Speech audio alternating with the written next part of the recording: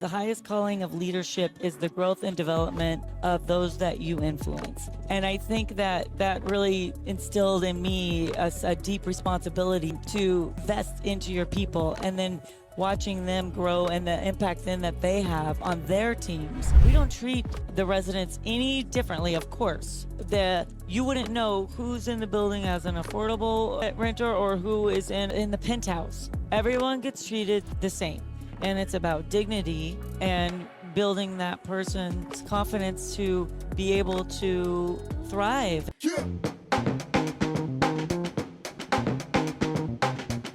Okay, welcome to the Digital Dudes podcast. I'm David.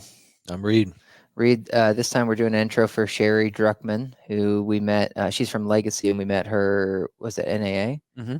Yeah, super. This is one of those, like, I don't know, you start to pull the thread and you get so much more thread than you think you're going to get. Meaning, I knew she was coming in to talk about a lot of the causes she's involved in with like affordable housing and whatnot. But we quickly asked her, I think we said, hey, describe, it's our typical interview question, right? Of like, what's your career in 3 chapters?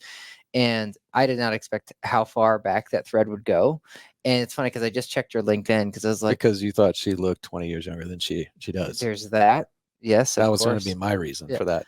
Also, she just had so much depth, though. It's funny because I don't know if I mentioned this in the interview, but I really like that Sheryl Sandberg quote that's your career is a jungle gym, not a ladder. Because it definitely seemed like Sheri's career had this jungle gym aspect that in reverse, you think it all makes sense. But I'm sure going forward, it didn't feel that way to her. But man, she's seen all areas of the business. And this is what I thought was fun. I checked her LinkedIn to see, like, let me remind myself some of these stops she took along the way. And it goes all the way back into the 90s. And I was like, how does that compare to Reed's career? Your LinkedIn doesn't start until, do you know what year your LinkedIn starts? Are you sure that you hit the more experienced now button? Because that can be misleading where it doesn't look like I logged my original jobs. Or job. It went back to where I thought it would start. It didn't go all the way back to your suspenders. Yeah, you mean when I was wearing lederhosen at Fiesta, Texas? Yeah, it didn't go that far back. Yep. You should add that though. I don't think your theater checker is on yours. I mean, I can take a look. So there you have it, folks. David and Reed's first job. I'm actually this is on my fun my fun phantom list. Is I'm going. My plan is to go back and dress up my LinkedIn with Easter eggs. Because I was like, it's just not fun enough. It's not. They are so, as you say, starchy, but just soul sucking is harder way, maybe a more intense way of putting it. But yeah, I think that's a great idea. That might be a fun Digital Dudes thing, like we do together as we drop Easter eggs. And I might even have to throw a couple on yours, and you could throw a couple on mine. By all means. At this point, I'll take, you could write my whole LinkedIn if you want. I probably could. I don't know if you would welcome that. Oh, I sure would. I'm ready for these Easter eggs, similar to like our, phone voicemail or whatever on the digital. Who was that? I think I got that in my inbox, and I forgot to forward it to you. There was somebody, I think it was another one of these, I don't know, like Growth Equity or somebody reached out to me, and they referenced our English. Oh, the voicemail. Voicemail. Wow. And I couldn't help it. That would get the meeting for me. Yeah, I was like, bravo, well done. And you know what was even better is it wasn't Growth Equity. It was actually, she was looking at applying maybe for that Nicole's job, which I should have stopped me in my tracks because it was such a fun or clever way in. But she said that she's actually English and that we would no longer have to pretend that we were smarter than we were because we would now officially have an English executive on the team. Yeah, it was. You may have to take that coffee. Totally. Yeah. As I'm saying, I'm like, what was I thinking? Because I don't believe that I responded. I think I just laughed out loud and then went to the next email. Oh man, now you got to reverse and for sure. It's funny because I had one today that I'm sure they felt was like a great deep cut for their cold email to me, but it was like, hey David, I'm really impressed with how you've been studying and working with organizational leadership and economics for 2 decades now. I'm like, yes, that is the degree I got. to say I've been working or whatever, like the way that they phrased it, I'm like, if it obviously they wrote some really long, yet true false script to scrape my LinkedIn to get this thing that was a deep cut, but it was so incorrectly deep cut, Yeah. that was like, okay, Great I'm not effort, gonna, but you didn't quite land that. yeah, Yeah. well, Nail the that landing. one, yours though, that was good. Well, if I can just say a couple of words, Sheri, right? Yes. Yeah. Okay. Well, it's just one meeting, but there's certain people that you meet, and I am going to go this far, that give you hope for humanity. And Sheri was one for me. Like she was so warm. The second that she walked up, she gave us both hugs, and we've never met before. And within 30 seconds, I mean, she's 0 to 60 in a good way, where she was, as you said, getting to some real depth, but just inspiring story. And, behind all the right causes, I'll say, where I felt inspired, just moved after talking to her. And I think, for the record, like, listen to all these podcasts, I don't know if I've ever said that. So I couldn't mean it more. I think she's just a wonderful person and wonderful for the industry. And I love how purpose has kind of guided her. But also, as we've talked many times about 6 types of working geniuses, I feel like she seems to kind of have nailed it from the get, which is to say that she primarily has been doing work that she loves and that she's great at. And I don't know how many of us could say that, that have had a career, that has spanned whatever, at least 2 decades, or 3.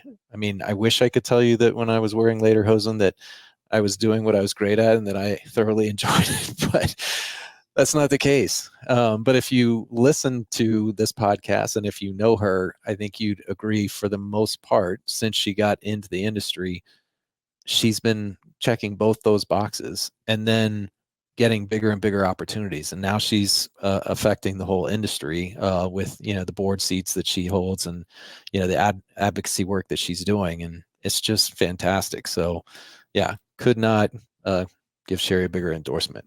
Well said. I can't wait to have her back on to learn even more. I felt like, as much as we've been involved in the industry and tried to point ourselves at these causes, we have not, or I got so much out of the conversation that I hadn't gotten in the past. So For sure. yeah, she's a treat. So anyways, I think you guys will enjoy this episode with Sheri. Hi, guys. I'm Sheri Druckman. I am the Regional Vice President for Legacy Partners. I'm based in Seattle. We are a management, development, and ownership group. We have approximately 12,000 units across the West Coast. My territory is Washington, Oregon, Colorado, and Wyoming. And this is my 30th year in multifamily. Applause. Yay. Oh, yeah. Hold on. Oh, wait. It's not working? It's always a delayed. We actually have this.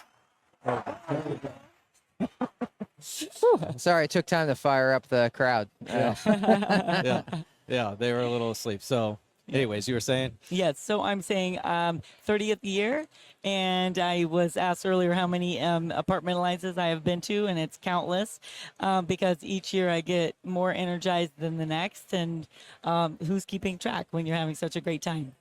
Totally. Well, Reed was just hitting you with the one of the questions we ask interviewees at Digital. If you were to break your 30-year career into 3 chapters, walk us through that. So chapter 1, 2, and 3. Okay, chapter 1.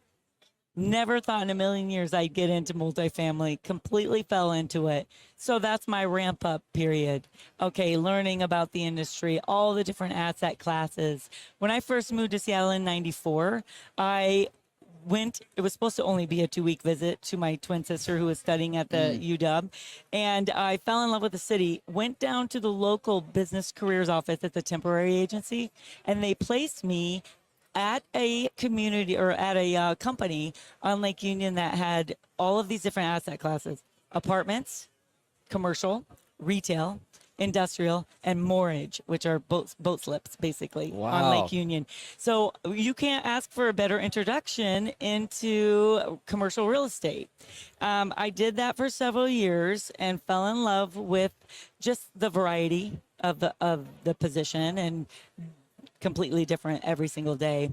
And then after several years, I joined in the late 90s Trammell Crow Residential Services.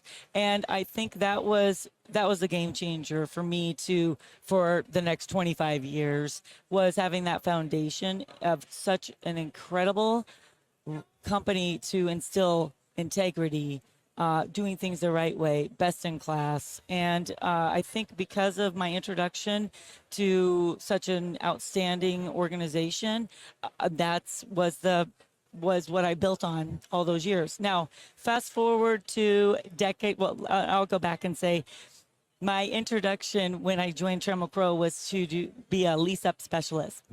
So that was my first introduction into development and leasing up at a fast pace. Loved the frenetic pace of it and really achieving our underwriting goals and our leasing velocity. Then fast forward now to decade number 2. That is when I started to develop more of my expertise and leadership skills. And it became apparent that I really thrived on developing people and teams. And that was super rewarding for me, having had a decade under my belt of learning the business and actually getting, being in the trenches. And I think a favorite quote of mine is, the highest calling of leadership is the growth and development of those that you influence. And I think that really instilled in me a deep responsibility to invest into your people, and then watching them grow and the impact then that they have on their teams. So at that mid second decade, I became aware that now that I've had years under my belt, I need to do something with that and give back, even beyond just my immediate core team. So as I was going into my third decade, I wanted to make more of an impact. And that's when I realized we have to make a spotlight on affordable housing. Now, all my experience was market rate and brand new luxury product, other than some garden style and some, remediation or renovation work here and there. But I wanted to learn more about affordable housing, and I felt like it didn't have to just be this one little component of LIHTC or HUD or, those types of financing, that people of all income levels need to have quality, affordable housing, and hopefully close to where they work. So I started, and I thought, how do I do this? How do I do this? So I started getting involved. I joined my local association, which was the Washington Multifamily Housing Association. We call it WMFA. And I started Sounds getting like something from Wizard of Oz. Sorry, go ahead. We do have an Oz behind the green curtain. Yeah. And I started just engaging myself in trying to learn everything that I could about affordable housing, and trying to create more awareness. From there, I joined the association as a board member, and then progressed through all of the executive committee roles, so secretary, treasurer, vice president, and immediate president. And then it's now that we're talking about this, I haven't thought about this in a long time. The progression visually for me is really exciting, because I wanted to then take that to broaden that to more of a national exposure. But if I take a moment and I think back from today to that first decade or even second decade, I never thought that I would have this much opportunity to have so much outreach. But that's when I started getting on the National Apartment Association committees, and going through Leadership Lyceum. And I want to tell all of your listeners, that's a really great way to get a bird's eye perspective and the insight knowledge on how does this association work? What is this association for? What is our purpose? And from there, then joined the marketing and communications committee, and then chaired some subcommittees, and then vice chaired the Affordable Housing Committee last year, and this year I'm chairing Affordable Housing Committee, and then a subcommittee called Advocacy and Engagement on the Legislative Committee. And you just build so many relationships, and you gain so much knowledge by being involved that you can really start to make a difference. Wow. You want to join a committee? My first question is just like, do you sleep? Oh my God, I know it. I've only had half a cup of coffee today. Amazing. Your energy. I love the hug right out of the gate, and you're bringing that onto the cast. So no, super impressive and inspiring. And what resonates with me as I was hearing you talk about that, and now having this national influence and being part of these committees and chairing those, often the advice I give are, I'll just say, young professionals, as they talk about their own careers and where they might go, not just at Digital, but as they think a little further into the future. I said, the best thing you could do is think of it in terms of like, you need to take swings in your career, but they're probably going to start more like, we often refer IC versus management. We talk in terms often to them about those, but like, yeah, take some swings that's going to be more kind of closer to what you're touching. And then as you get further into your career, you can take swings that might affect your team, then your department, and then potentially the company. And as I was hearing you reflect back and tell that, your story in those 3 decades, it seems like that's exactly what you did. Is, early on, you were just absorbing it all. As you said, you got exposed to this great variety, a great organization at Trammell Crow. But then you wanted to see, how can I keep, expanding my influence, my opportunity, my exposure. And now you're taking swings at the industry level, at a national level, from where you were 30 years ago. So super inspiring. I didn't even realize this because it just happened yesterday or the day before, but I was just voted in as our Region 7 RVP for that's Washington, Oregon, Colorado, and Idaho. And what about Wyoming? Not Wyoming. Oh man, we left Wyoming they're in a out different on this region. one. Okay. So now, I guess officially, starting in January, I'll be on the board of NAA, and then I'll that's another swing. Exactly. There you go. Exactly. Yeah, you're knocking it out of the park. I'll stop with that analogy. I like it. So tell us what got you, like, was there some sort of demarcation point or something specifically that drew you into affordable? Yeah. Or was it like over time, just slowly as you thought through your purpose? Well, I'm really glad that you asked that question because I grew up in Iowa, and from a young age, it was really instilled in me about giving back. And my mother was the best example of that. She volunteered for everything, including being the welcome wagon lady, Oh, wow. newcomers club they called it, in my little town of Indianola, Iowa. So she would drag us along with her when she would go door to door for new people moving into our little town, and with a little welcome bag with what's around town, how to get involved. And so I just went with her to do that. And then of course every day in the summer, my twin sister and I were made to go and deliver Meals on Wheels. Encourage. Well, we couldn't go to the pool until after we delivered the Meals on Wheels to the elderly. And at the time, it's like, oh God, every single day of the summer. But you know what?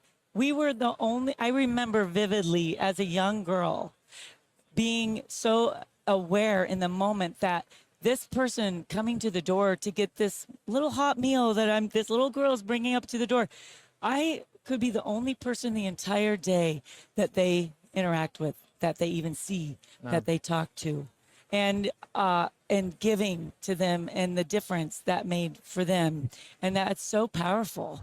And then as I was a young adult, I mean, after leaving the house and being out on my own, I experienced my own personal housing instability and income instability, and then the economy was on a downturn. I was having a hard time, and I was raised that there's no handouts. There's, you're on your own, and I struggled for a while, and when I had the opportunity to go into this housing industry and became more in a leadership role, I knew that I needed to do something to help the people that were in my position. And I didn't grow up poverty. I grew up middle class, but I was in a dire straits as a young adult, and I needed help. And so, I think that for me is why I care so much about making sure we improve affordable housing for all income levels, because we all go through it. It's ebbs and flows. I don't know very many people that have complete stability, and hopefully those that experience instability go and they tap into these resources. The problem is most people don't even know there are resources. And so I had wished somebody had helped me when I was in that situation. So I think, so to fast forward, I consider my role it's more of a duty. It's a privilege, but it really is a duty to give back and help others. It's no question. There's no question at all. Great. So when you say, when do I sleep? I get more energized giving back, so I don't have to sleep as much. Yeah, Right. it's a great recipe. So could you educate us a little bit on why you think, as you in your setup, you had said that it doesn't need to just be through HUD financing, or would you say LIHTC, low income housing tax credit. And yeah. why do you think it that currently is the avenue that most people consider? Why? Well, because that's the traditional. That is your traditional funding. But now we're looking at ways to help developers build more affordable housing. So, for example, we have companies like Microsoft and Amazon who are funding millions of dollars to help get communities built in different jurisdictions where it's focused on affordability. Also, even Universal parks, Universal Studios has 21 acres in Florida that they're dedicating purely to affordable housing and creating that opportunity. And because there's a stigma that affordable housing are the projects or total poverty level, and that is not the case. There are affordable communities that are unrecognizable. You cannot tell that they're not market rate. And that's the way it should be. There are also studies done that show young people growing up do so much better in a mixed income community. So even if it's not a pure, affordable 100% project, we want developers to build market rate with a component, at least 20% of the community allocated for affordable housing. That could be anywhere from 40, 50, 60, 70, 80% AMI, which is area median income. And then in turn, for doing that, the developers get incentives. Yeah. So to have, reduced taxes. And so we want to work with our policymakers to improve those programs for developers so that they're going to be incentivized and encouraged to do so. Because we know the cost of development is astronomical and lending is so tight right now. So we're really working towards funding those better programs. Yeah. So do you think, I see two angles, but you can push back if either of these is incorrect. Is it an economic issue where developers don't want to build, or is it more of a, as you said, like what they think The it stigma. means, the stigma? Yeah. Okay, both, but I think it's getting better. Okay. So number one, the masses probably still have that stigma, right? Of it's called NIMBY, the NIMBYism, not in my backyard, NIMBY. So we have to educate not only our policymakers, but the community, the voters, because everyone, you guys, we have a $4.3 million home deficit that we need to build by 2030. What is that? How many years? 4 years from now? We need to build 4.3 million homes, and we're already coming into that with a 600,000 unit deficit. So we're already under, and we have to build 4.3. How are we going to get that done? We need zoning reform, which means we need to allow the policymakers for certain jurisdictions to allow to build denser housing in areas that are not zoned for that. We have this land. I mean, who needs an acre of land anymore, right? It's not the 1950s. We have to think differently. And we have to. Reed's laughing because I just bought 10 acres. But, Oh my God! I hope you put it like an herb farm on there and hire people to come in and give them jobs. I still don't have a kitchen table, He's so let me focused on the helicopter. let me get a kitchen table. Landing first. It's in the mountains. It's in the mountains, and I was like, "There's a flat piece of land here. It's very odd." I was like, "I could land a helicopter." So It's like my wife hasn't been on one of those. You're so in touch, David, with what's happening. Well, let's fly in all the visitors I'm gonna have. Yeah. Oh my God. We're gonna build a lot of homes there. Very dense. We very just dense. lost 80% of our listeners. You need to build tiny homes. I have a girlfriend, and her husband have a mission. It's called JAPA, and they're helping the homeless in Des Moines, Iowa. They just are securing 20 acres by the airport, and they're going to put 500 tiny homes on it. Wow. And they're all going to be different too. It's not going to look like cookie cutter. And That they're sounds going to really cool. It's That so does cool. sound And cool. they're going to create like little stores and communities so the people there can have jobs. Wow. So that, I mean, this is Dude, about. this is like That's your how you- Mayorville, but for adults. It is. That's how you Yes. build economies, like Yeah. microeconomies. Or no, a Mayorville, right? A Mayorville. Yeah, Mayortown. Mayor- No, Ameritown. Ameritown. A God, Mayortown. duh. His daughter was the mayor of the Mayortown, so he just calls it Mayorville or She's in Mayortown. 5th grade, and they were learning about how business works and economic development, all this stuff. And she got elected mayor, and Oh, I you know, love it's it. been a very different experience with her now when I talk about our business and just about well, business at large.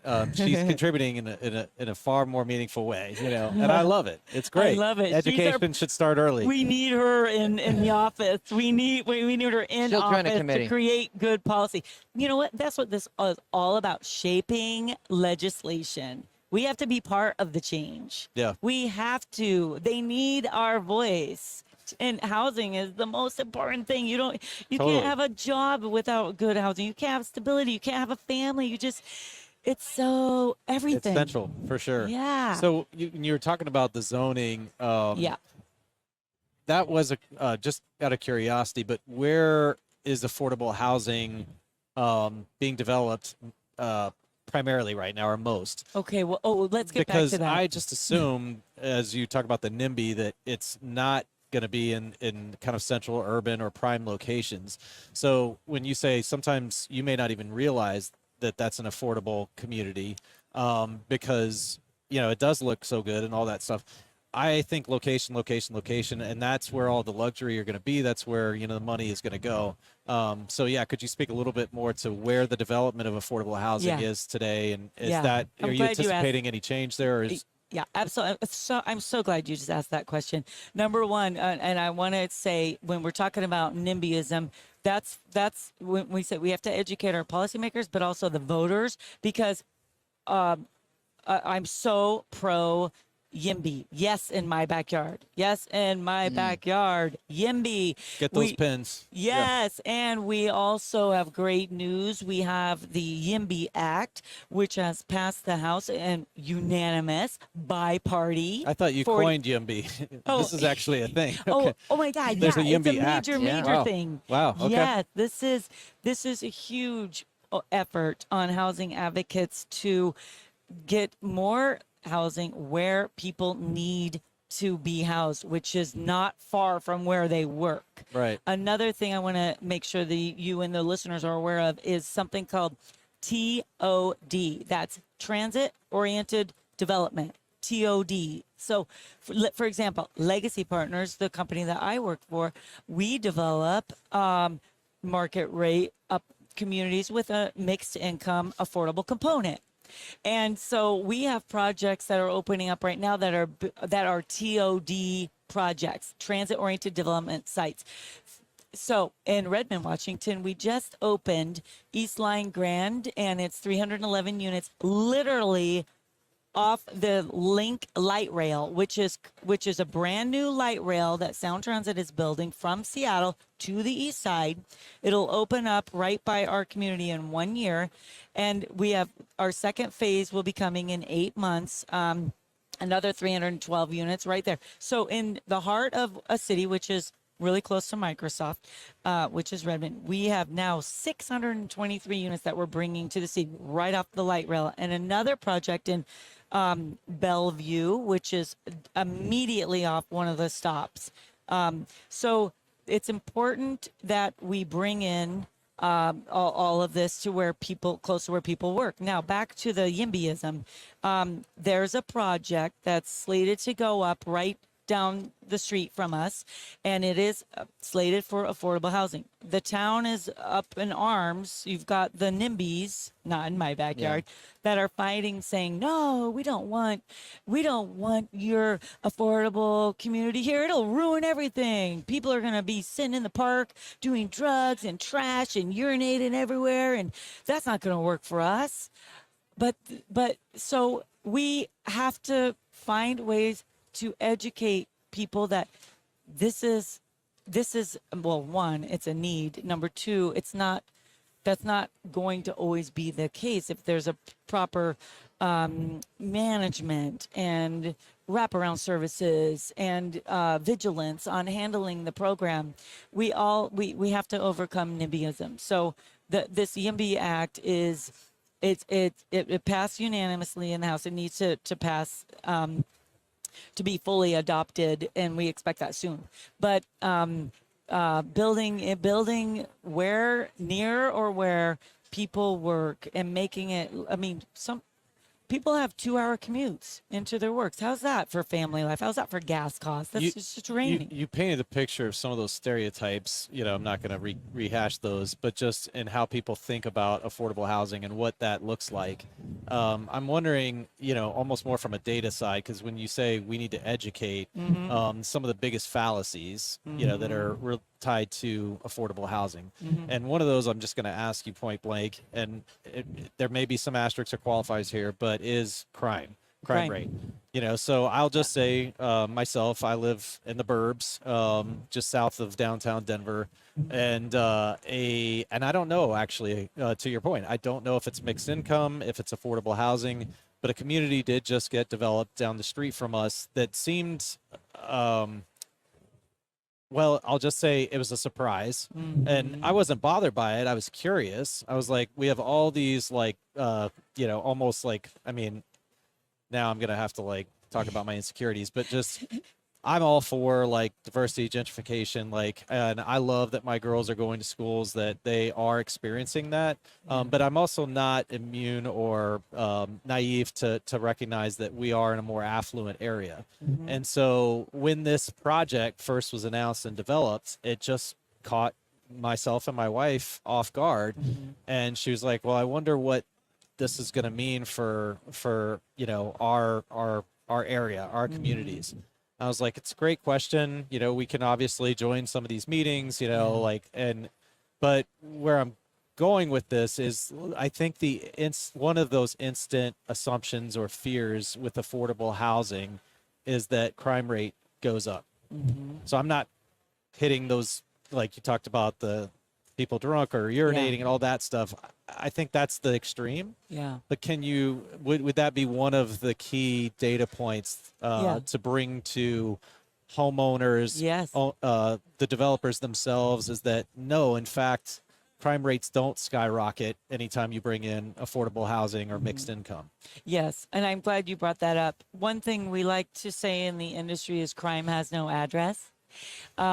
You would be really surprised with the break-ins and criminal activity that we experience in, whether it's urban and even suburban, that don't have affordable only communities right in the vicinity at all. So I think one good thing to do is base that on analytics and statistics and help bring that to light, because you can pull the crime rates for any zip code. Anyone can do that. We do that a lot for looking at deals and looking to develop somewhere, and you always want to see what the reputation is and the crime statistics. But again, I think it's being part of the conversation. Like you said, going to the meetings, making sure that there's a lot of interaction with your local police enforcement. So if there's a concern or an uptick in any activity, that there's a lot of focus on mitigating that. Well, and And putting it into perspective, because maybe there's some truth that crime rate can, or if you were looking at a macro level, that there is some truth to that. But let's talk about that truth and put that in perspective. So if a crime rate were to increase by, 3%, is that a big enough issue or concern or reason for you to vote against or try to prevent, back to the NIMBYism? Probably not. And then what, even unpacking that further about what type of crime, but I'm going to assume that's more like, I feel like for people in the community, maybe not as much the developers or owners and what their yeah, fears are. yes, But one of the other things that I'm going to assume is a huge part of this conversation is, will my home depreciate in or value. yeah, exactly. Yeah. And then for the owners, it's like, am I going to be able to continue to drive rent? Right. Yeah. Like, my rates, that market rate. And this is such an enormous subject, and I don't like the idea of it, of course, but I'm just not going to be naive. No, we shouldn't be ignorant about it. Mm-hmm. What the fears are, what the issues are that we then need to educate about. And I would say, one, speaking to the people that are in that community already, crime rate. And then two is, how does this affect my house value, or for an owner, how is this going to affect my NOI, which is driven by what kind of rates I can command? Right. What's interesting is when you have a market rate with a mixed income component, all of the requirements are the same, whether it's the market or affordable. The affordable apartment homes have to pay their portion of whatever the rent max level is. But with that said, I just did a panel this morning called Dispelling the Myths of Affordable Housing. And we had on the panel three other experts. And one example is Tropicana Properties is doing a program where they're helping their renters to get into a home buyer program, a home ownership program. So they're incentivizing them to have good rental history and then build up enough credit to go into their program, and they have a lending opportunity for them, and they'll refund their deposit if they go into a home. So the goal is to have everybody experience that American dream of being a homeowner. Now, right now with the economy, there's there's a majority that aren't going to be able to do that or choose not to do that. Huge delta. Rent. Yeah. Yeah. I know we're running a bit long, and I didn't know if you had one thing that you wanted to end with or a question you want to squeeze in, but I had myself. I'm just sharing. There's lots of things, but this is such an long. intense, like an amazing, and thank you so much. I'm already like learning a ton, and again, just love your energy and passion and knowledge about all this. I had one question specifically about legacy and the mixed income, but did you want to hit anything? Go for it. So you mentioned that could be 20%. I don't know if there's like a minimum when it comes to some of those tax incentives, like, and what that looks like. And we don't need to go down that rabbit hole per se on mixed income, but I'm wondering for legacy, is that something that you guys, I guess, establish, or is it a conversation with owner groups where it's like, here's the reason, like, we're big believers in mixed income, that we think this could make sense or does make sense, even if that hasn't been your experience in the past. Yeah. And, then how do you get to the percentage? Yeah. Well, who guides that conversation? That's a great question. And number one, we always want to do our part to contribute to the affordability of any community. But these programs are vetted and established through the different jurisdictions. And then and then so it depends on where you live in what state. Some are optional, some are mandatory. For example, in Seattle, there's the MFTE program. It's the Multifamily Tax Exemption Program. And there are certain jurisdictions, and you can choose, it depends on where you live, or you are required to participate, and whether it's 20% of the community, at those units are allocated for only people who earn 80% of the area median income or 60%. And then you have these tiered income levels and then rent levels for those 20%. percent And then, but also like on the east side of the Seattle area, it's called the Arch program. And that's what we're participating in. It's 10% of the community. And then the Arch residents don't have to pay utilities, and they get their apartments, which are just like all the other apartments in the community, at that reduced income level. And the other thing is, we had another panelist who made a really big point, that we don't treat the residents any differently. Of course, you wouldn't know who's in the building as an affordable renter or who is in the penthouse. Everyone gets treated the same, and it's about dignity and building that person's confidence to be able to thrive and everyone have it's a really healthy community. But I guess what I was getting at is there a sliding scale on mixed income where at 20% there's these kinds of incentives, at 30%, speaking more from the owner POV, if I'm working with legacy and you guys are encouraging me, or is it all, I guess, predetermined? As you said, there's sometimes in certain jurisdictions, like there are requirements. Yeah. But I'm wondering, how do we incentivize more owners to adopt either affordable communities or to adopt more mixed income? Yeah. Okay. And therefore, is there a sliding scale, or is it just like once you hit 20%, there are no? No, there are sliding scales, and it depends on the actual program, and then it depends also on what you choose, or whether there's only the certain requirements, or what you can choose, and that varies. But to your point, what we need to do as advocates is try and get our policymakers to promote legislation that is a greater program for the developer to do that, because of the cost in it. And if the argument is, well, it doesn't pencil, right? At the very least, it pencil. needs to be net neutral. Right.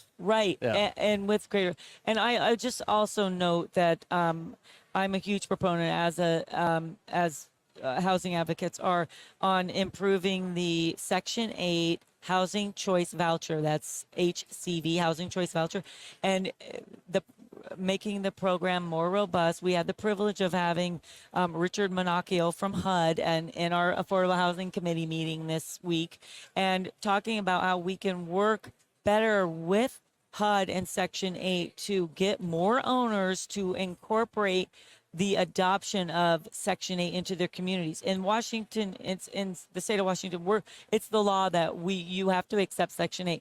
And so we've been doing that for many years. But around the country, it's optional, and you have to choose to do that. And so we want it to be a very fluid program that more people want to adopt, and that'll just help so many more people. Yeah, no, I mean, we had the same conversation last night, actually. I don't understand why we shouldn't just pick it up federally. Exactly. Good. It doesn't make sense. I'm going to get you on the Affordable Housing Committee. Okay. That's my contribution. Why don't we do this federally? Done. Done. Yeah. All right. Well, I know we've gone long with you, but this has been terrific. I've learned so much. I feel like there's still so much more to learn, to your point, Rita. And a lot of it, for me, comes down to economics. That's where my brain goes. I'm like, how do I make the economics make sense so that people, that it's their incentive, right? Yeah, to simplify that part of it, which is Mm-hmm. a huge driving, I guess, component. But we love to publicly learn, as David says. And so that's one of the things that's been great about this podcast, but bringing people on with your kind of experience, energy, passion, knowledge is terrific. And I'm sure we'd love to have you again on the podcast, get deeper on some of these. Yes. Great. Well, if That'd be people want to learn more about this topic, Yes. where would you point them? Okay, there's a lot of resources. One, everyone's welcome to reach out to me. I'm happy to help guide people how to get involved, what avenues to go down, and share my insight always. And then also, there's a ton of NAA resources as well on the NAA site. There's different legislative drop downs and policy drop downs. I really encourage everyone to explore that as well. Okay, great. Well, thank you. We appreciate it. Thank you, Thanks so guys. much. It's so fun talking with Sure, you. this is great. Thank you. Pleasure.